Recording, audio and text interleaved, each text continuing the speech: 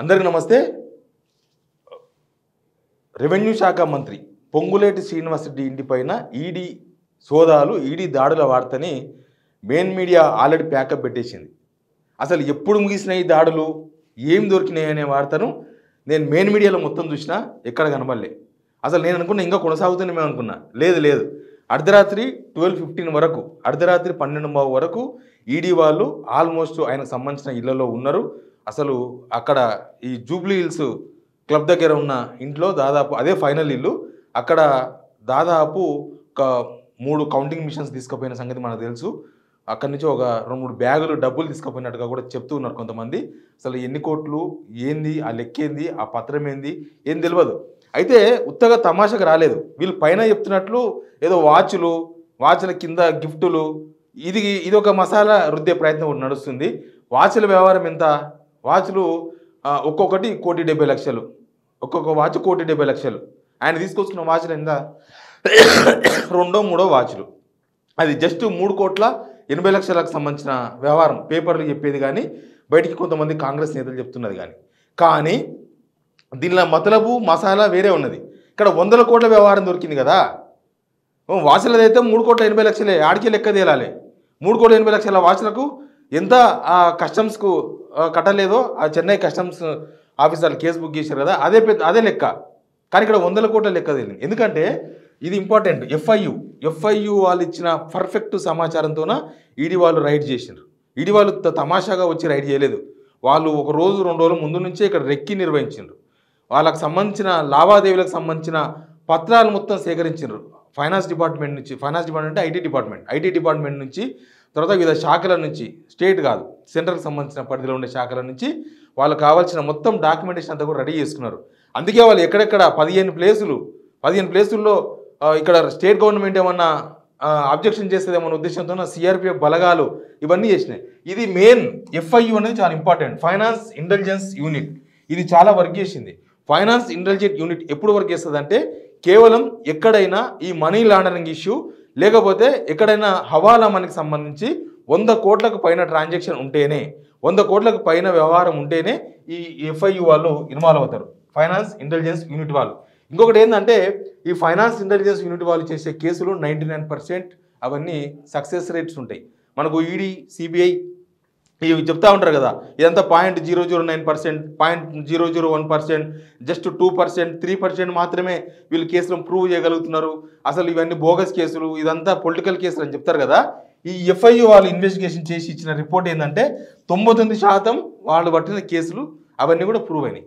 100 కేసులు వీళ్ళు పెడితే 100 ఇన్వెస్టిగేషన్ చేస్తే ఎఫ్ఐయు వాళ్ళు 99 కేసులు సక్సెస్. అవి ఖచ్చితంగా దానిలో వ్యవహారం బయటపడ్డది. మనీ లాండరింగ్ వ్యవహారం కానీ, హవాలా మనీ కానీ, ఇట్లాంటి వ్యవహారాలు కూడా బయటపడ్డాయి. ఇప్పుడు అందరూ చెప్తున్నట్లు కేవలం రాఘవ కన్స్ట్రక్షన్స్ మాత్రమే కాదు. ఇక్కడ రాఘవ కన్స్ట్రక్షన్స్ పైకి కనిపిస్తున్నది, కానీ రాఘవ కన్స్ట్రక్షన్స్ మాటున ఇంకొక 2 డొల్ల కంపెనీలు, అడ్రస్ లేని కంపెనీలు, షెల్ కంపెనీలు, బోగస్ కంపెనీలు, ఈ వ్యవహారం కూడా బయటకు వచ్చినట్టుగా ప్రచారం ఒకటి నడుస్తున్నది. ఆ కంపెనీలు ఎవరి పేరు మీద ఉన్నాయి, దానిలో పేర్లు ఏందనేది ఈడీ అఫీషియల్గా కొద్దిసేపట్లో రిపోర్ట్ ఇస్తుందని చెప్తున్నారు. బహుశా ఈడీ రిపోర్ట్ వచ్చిన తర్వాత మనకు ఫుల్ సమాచారం అందొచ్చు. కానీ ఇక్కడ 100 కోట్లు దాటిన లావాదేవీలు ఇక్కడ జరిగినాయి అనేది మనకు ఎఫ్ఐయు వాళ్ళు ఇచ్చిన రిపోర్ట్. ఎఫ్ఐయు వాళ్ళు ఇచ్చిన రిపోర్ట్ ఆధారంగానే ఈడీ ఇన్వెస్టిగేషన్ స్టార్ట్ చేసింది కాబట్టి మనకు ఈజీగా అర్థమవుతుంది. ఈ 100 కోట్ల వ్యవహారంలో కేవలం పొంగులేటి శ్రీనివాసరెడ్డి ఆయన కుటుంబానికి మాత్రమే సంబంధం ఉందా? ఆయన కుటుంబం ఉంటే ఆయన కొడుకే. మనకేందంటే ఈ పొలిటీషియన్స్ అందరు కూడా ఈ డబ్బులు దొబ్బనికే, జనం డబ్బు పీక తిననికే, జనాలను మోసం చేయనికే వాళ్ళ కొడుకుని కూడా కుటుంబ సభ్యులు అని చెప్తారు. వాళ్ళ కోడల పేరు మీద ఉన్న కంపెనీ కుటుంబ సభ్యుల కంపెనీ అంటారు. వాళ్ళ పిల్లం పేరు మీద ఉన్న కంపెనీ వాళ్ళ కుటుంబ సభ్యుల కంపెనీ అని చెప్తారు. వాళ్ళ కుటుంబ సభ్యులది కాదు, వాళ్ళదే. వాళ్ళ పిల్లందైనా, వాళ్ళ కొడుకుదైనా, వాళ్ళ కోడళ్ళదైనా, వాళ్ళ బామార్దులదైనా అన్ని వీలే కంపెనీలు. ఇవి వేరే వ్యవహారం కాదు. అందరూ ఒకటే. అందరూ ఒక్కొక్కరికి ఒక కంపెనీ ఒక్కొక్క పేరు మీద ఉంటుంది. అవసరమైతే వాళ్ళు బినామీ ఉంటారు. ఇంకా అది ఆ కంపెనీ వాళ్ళదే అని చెప్పని కూడా మనకు ఆస్కారం లేదు. ఆ కంపెనీ పలానా ఆయనదే, ఆయన వాళ్ళ బామార్ది అవుతాడని చెప్పని కూడా లేదు. బామార్ది పేరు మీద ఈయననే కంపెనీ పెట్టి ఉండొచ్చు. అయితే ఇప్పుడు ఈ వ్యవహారంలో ఈ 100 కోట్ల ట్రాన్సాక్షన్ ఎక్కడ జరిగింది, ఎందుకు జరిగింది, అసలు ఎక్కడెక్కడ ఉన్నాయంటే లింకులు, అసలు అదో పెద్ద కథ నడుస్తున్నది. దీని వెనుక పొలిటికల్ యాంగిల్ చాలా ఉన్నది.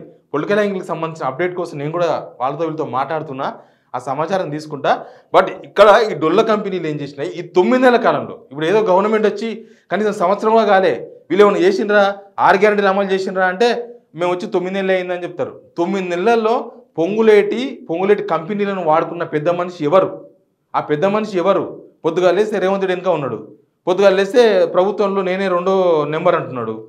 కర్ణాటకలో డీకే శివకుమార్ ఎట్లనో కర్ణాటక ప్రభుత్వంలో ఇక్కడ పొంగులేటి శ్రీనివాసరెడ్డి ఎట్లా అట్లా అని చెప్పి చెప్పుకుంటున్నారు. వాళ్ళే చెప్పుకుంటున్నారు. పిఎస్ఆర్ అంటే డీకే అంటున్నారు.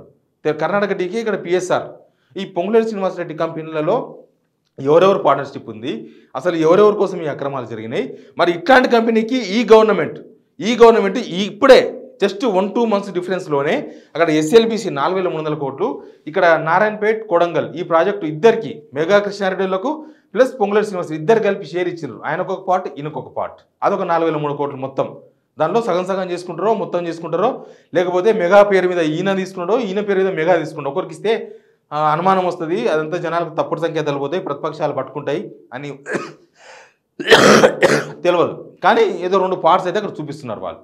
ఇట్లాంటి కంపెనీకి ఇప్పుడు ఈ గవర్నమెంట్ ఇచ్చిందంటే ఏంది వ్యవహారం, ఏంది అసలు వీళ్ళ వెనుక ఉన్న అండర్స్టాండింగ్ ఏంది, ముఖ్యమంత్రికి పొంగులేటికి ఉన్న అండర్స్టాండింగ్ ఏంది? అసలు పొంగులేటి మీద దాడి జరిగితే, పొంగులేటి కంపెనీల మీద అటాక్ చేస్తే ఈడీ వచ్చి ఇప్పటిదాకా ఎందుకు అఫీషియల్ స్టేట్మెంట్ రాలేదు? సీఎంఓ నుంచి కానీ, ముఖ్యమంత్రి దగ్గర నుంచి కానీ, ప్రభుత్వం నుంచి కానీ. ఎందుకంటే ప్రభుత్వంలో మంత్రి కదా, ముఖ్యమంత్రి తర్వాత ముఖ్యమంత్రి అని చెప్పుకున్న వ్యక్తి ఇప్పటిదాకా అఫీషియల్గా ఖండననో లేకపోతే దానికి సంబంధించిన వివరణనో లేకపోతే ఏదో ఒకటి రావాలి కదా. ఈవెన్ పీసీసీ చీఫ్ నిన్నేదో గాంధీభవన్లో ప్రెస్ మీట్ పెట్టి మాట్లాడింది తప్ప దానికి సంబంధించిన ఫుల్ సమాచారంతో కూడా ఆయన మాట్లాడలేదు. ఇదేదో పొలిటికల్ యాంగిల్ కేసులో మాట్లాడండి, ఏదో కక్ష అది ఇది అని మాట్లాడండి. బట్ ఇక్కడ తేలాల్సింది అసలు ఈ కంపెనీలు డొల్ల కంపెనీలు ఏంది, ఈ డొల్ల కంపెనీల అడ్రస్లు ఎక్కడ ఉన్నాయి, ఈ డొల్ల కంపెనీల పేరు మీద ఇప్పుడే ట్రాన్సాక్షన్ జరిగినాయా, అంతకుముందు ఏమైనా ట్రాన్సాక్షన్ జరిగినాయా?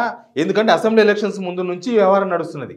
అసెంబ్లీ ఎలక్షన్స్ ముందు నుంచే పొంగులేటి శ్రీనివాసరెడ్డితోన ఫైనాన్షియల్ వ్యవహారాలంతా కూడా నడిపిస్తున్నది కాంగ్రెస్ పార్టీ. ఈ కేవలం ఈ రాష్ట్రంలో నడిపించినరా, వేరే రాష్ట్రాలకు డబ్బులు పంపించినారా, లేకపోతే వేరే రాష్ట్రాల నుంచి ఇక్కడ డబ్బులు వచ్చినాయా? మనకు ఆల్రెడీ వాల్మీకి స్కామ్ తెలుసు.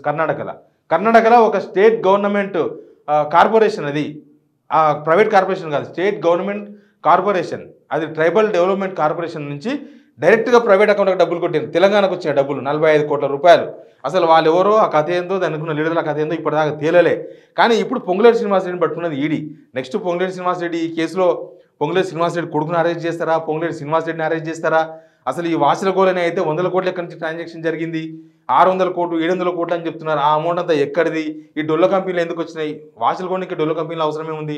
వాసుల కొనికి ఈయన సొంత కంపెనీ సరిపోతుంది. క్రిప్టో కరెన్సీ అంట ఏమేమో ఉన్నది, పెద్ద లంగ వ్యవహారం అంతా ఉన్నది వెనుక. బట్ ఈ వ్యవహారంలో ఏం జరగబోతుందో చాలా ఇంపార్టెంట్. మనం కూడా చూద్దాం. ఈడీ అఫీషియల్ నోట్ కోసం చూస్తున్నాం. ఈడీ అఫీషియల్ నోట్ రాగానే మీకు మళ్ళీ అఫీషియల్ సమాచారం కూడా ఇస్తాను. Please subscribe signal TV.